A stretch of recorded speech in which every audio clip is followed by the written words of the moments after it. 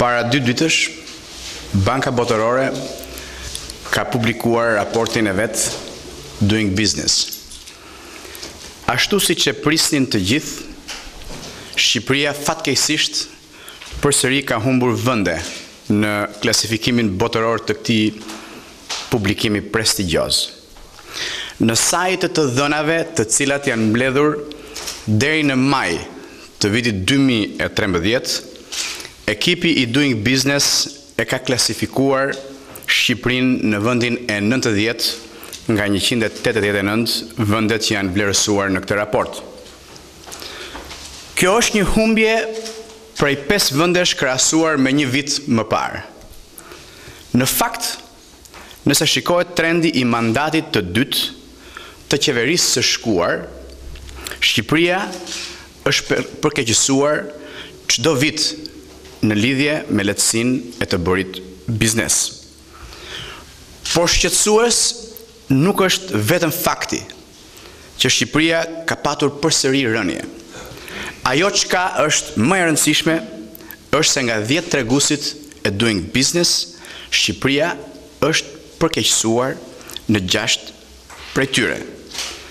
Për shembull, në kriterin e furnizimit me energji elektrike, Shqipëria është në grup së bashku me Sirinë, Libinë dhe Zimbabwen. Të jetë shqetësues për qeverinë aktuale është përkeqësimi në treguesin e respektimit të kontratave, një përkeqësim me 28 vende, që më shumë se gjithçka tregon dështimin total të qeverisë së kaluar për të siguruar mbi të gjitha ligjshmërinë për bizneset. Nëse merren parasysh dhe analizat e fundit të bëra nga Fondi Monetar Ndërkombëtar, del se qeveria e shkuar është arsyeja e vetme e këtij përkeqësimi.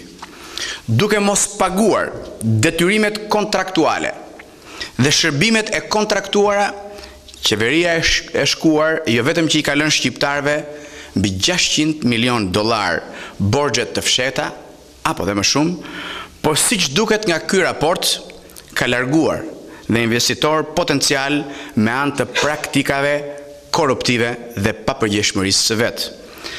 Nëse e përmbledhim raportin, ajo që del qartë është se qeveria e shkuar ka cënuar thellë raportin e besimit midis komunitetit të biznesit dhe administratës, dhe ka shkuar madje më tej duke u bërë shkaktarja kryesore e problemeve ekonomike që po kalon sot vendi.